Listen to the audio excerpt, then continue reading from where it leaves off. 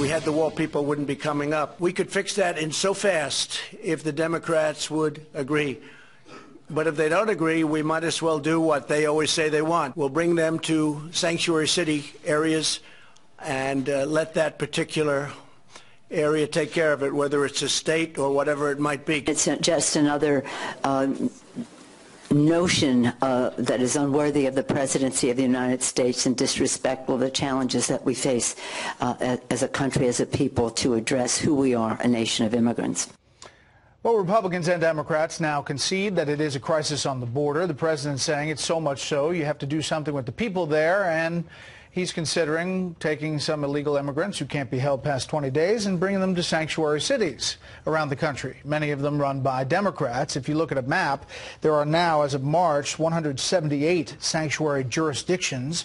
This is cities, counties, even states. They include 27 states in 27 states. Let's start there with our panel. Washington Post columnist Mark Thiessen. Marie Harf is co-host of Benson and Harf on Fox News Radio, and Matthew Continetti, editor-in-chief of the Washington Free Beacon. You know, Mark, there was a lot of reaction to this today, and the president, as you can imagine, on all sides. Yeah, this is probably never going to happen, but I think it's pure genius, to be perfectly honest with you. And I quite frankly can't understand why Democrats are upset about this. Two sets of facts. Number one, is the position of the Democratic Party that illegal aliens held by ICE should be released into the country, into our communities. During the negotiations to end the government shutdown, Democrats, their official position, negotiating position, was that we should limit the amount of beds that ICE has to 35,000, and they expressly said for the purpose of forcing the Trump administration to release non-criminal aliens into the community. So they're for releasing them into the communities. Second, they created sanctuary cities. This is their policy for the purpose of giving sanctuary to illegal aliens. You got Mayor de Blasio wants to offer them free health care. You got Stacey Abrams who wants them to vote in local elections. Governor Newsom wants to make the entire state a sanctuary. So how can you be upset about President Trump offering to do exactly what you say you want to do? Here's the president continuing that thought from today. The people that are putting sanctuary cities where they're not even wanted, because as you know, in California and other places, a lot of communities want to get out of sanctuary cities. They don't want them, but they always seem to have open arms. So we thought rather than moving the illegal immigrants to other parts of the country, first of all, we're getting them, and we're doing the best we can with very bad laws. Marie. Well, there are huge legal problems with this. We heard in the reporting about this story that DHS and the White House had not wanted this to go forward as a policy, in part because of these legal issues. Then the president went out today after they'd all denied it and said, no, I'm actually thinking about this. The bigger problem, though, is it's not a fix to the crisis, right? It's Donald Trump trying to own the libs, which he's very good at, actually, sometimes. He knows how to do it, doesn't fix the problem. I think gets a lot of people upset, though. Sure, but that's not his job. That's not his job. His job is to actually solve policy issues. The big question, Brett, is whether this Jared Kushner immigration plan that is supposedly being worked behind the scenes, if that will actually have a chance of getting anything close to bipartisan support, and whether Stephen Miller will allow something like that to go forward. All this other stuff is political noise. This is not an actual attempt by the president to solve the crisis. Yeah, but isn't Congress mandated to solve things too? I mean, shouldn't Congress pass laws that deal with this, like the asylum laws that even a lot of Democrats acknowledge is part of the problem? Absolutely. The ball is in Congress's court here, first and foremost. Both sides have run to the extremes and can't focus on where they might actually agree on things like asylum laws, on things like getting more judges, on things like fixing DACA. And so I think the White House is trying to fill that void by possibly coming up with a plan. But there is no hope, I think, in the United States Congress, as we look at it today, that they have any chance of getting something done, which is the real problem, Brett. Yeah, it's kind of broken. Matthew. Yes. I think there are two frustrations at work. One is the president's and the administration's frustration at Congress for not tackling these immigration loopholes that they're driving a lot of the illegal migration and asylum seeking. And the second frustration is more widespread. It's among Trump supporters and Republicans more generally, who feel that progressives don't face up to the consequences of their own policy positions. That you know, they're all for sanctuary cities and for lax border security, but they don't have to feel the impacts that the communities on the border do. So I mean, Trump I can is hear combining those with this very grand gesture that's meant to exert leverage over the Congress. I can hear the voices in the middle of America at a diner or at a bar going, yeah, okay, you want them? Go ahead, take them. You're right, President Trump. I mean, can't you? Yeah. But it's interesting that every single district that borders Mexico now is governed, is led, that congressional district, by a Democrat. They took some of those seats back, except for Will Hurd, who doesn't support the president on immigration. So when people say the border feels differently than Democrats, that's actually not necessarily true. They keep electing Democrats to those congressional districts. The impacts of illegal immigration aren't limited to those border districts. They go throughout the country, and that's why I do think it'd be And helpful. those Democrats are not necessarily for sanctuary cities along the border. Yeah. These are some moderate Democrats in some of those places who have a more nuanced look at immigration because they're on the front lines, absolutely, but they're still Democrats. I think we're all making a mistake of focusing so much on the border, right? The Trump administration is checked by Congress, but presidents have a lot of latitude in foreign policy. You might want to take a step back, and in addition to this legislative package they might be working on, think about some military, diplomatic, and political and economic assistance to the countries where these migrants are coming from and are being driven away from their homes by these gangs and state failure. There, in foreign policy, Trump would have far more latitude.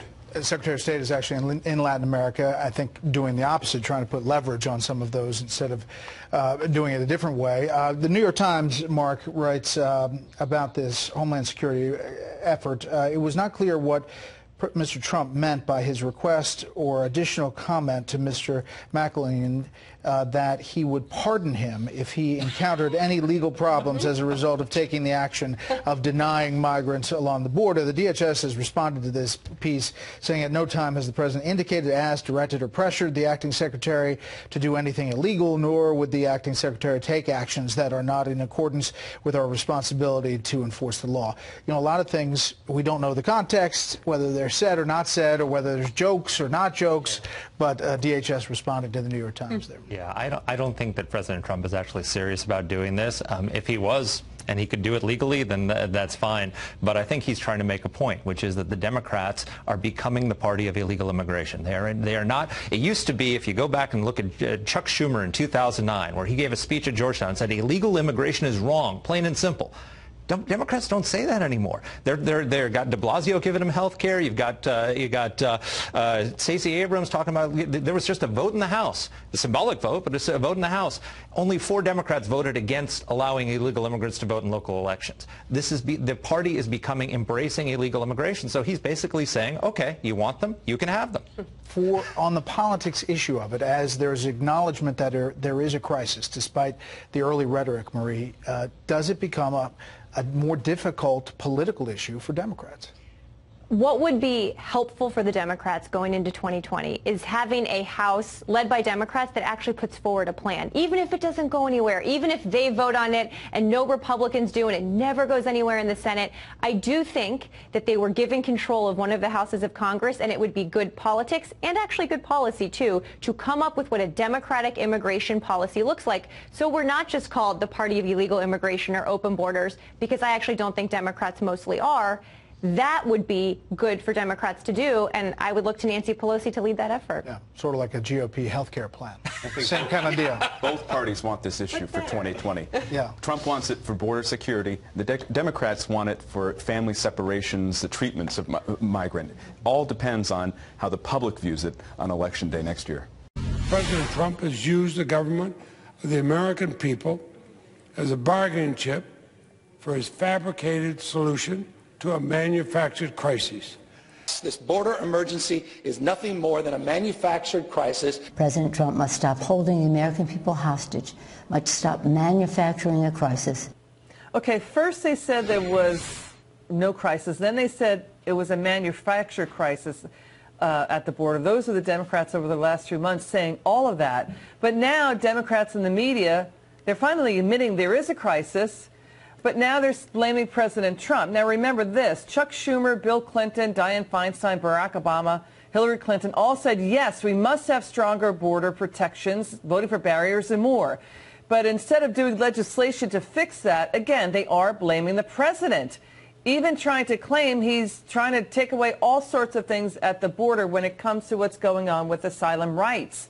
He's not doing that. The president praised the work of border officials today, said he's adding more troops at the border. Joining me now is Fresno County Sheriff Margaret Mims. Sheriff, it's a pleasure to have you on. Thank you so much for your service to our country. Is the president trying to take away the rights of asylees? No, I was on the border with the president last week, in fact, a week ago today. And what I did is I made an effort to talk to the Border Patrol agents that were there doing the job and other local law enforcement officials, because for us, this is our day-to-day duty. This is not politics. It's what we have to do to keep our citizens safe. And what they're telling me is just horrific about what's happening. When before that section of the wall was incomplete, they would have a few people try and rush the border, knowing that they couldn't catch them all. Now they have this piece of the wall complete, or barrier, and their use of force issues have gone down. Their OJIs, on the job injuries, have gone down. That barrier works, and they are saying in parts of the border where there is no barrier, they are having immense problems now with hundreds of people rushing the border rather than just 10 or 20. What do you think of President Trump saying he wants to put now people who cross in sanctuary cities?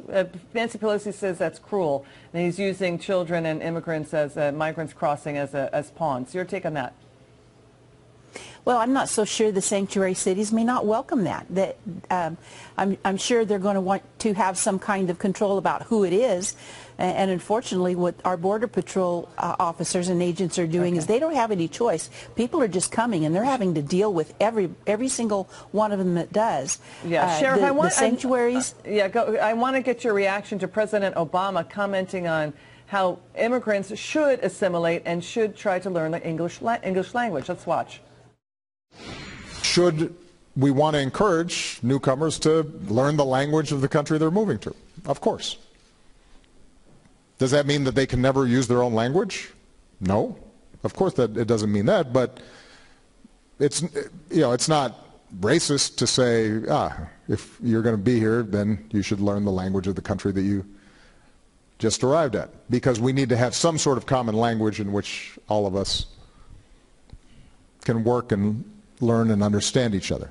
But I guess what I think we have to do in order to push back against what are clearly racist motives of some, we can't label everybody who is disturbed by immigration as racist. Sheriff Mims, your reaction to that? Well, I have to agree with him that it is reasonable to expect that if anybody wants to come to any country and they want to do well, that learning that language would be very important. You can't go into another country and just think everyone's going to accommodate you in your language. Right. I think if you want to do well, if you want to be successful, no matter which country you're going in, knowing that language would be very important.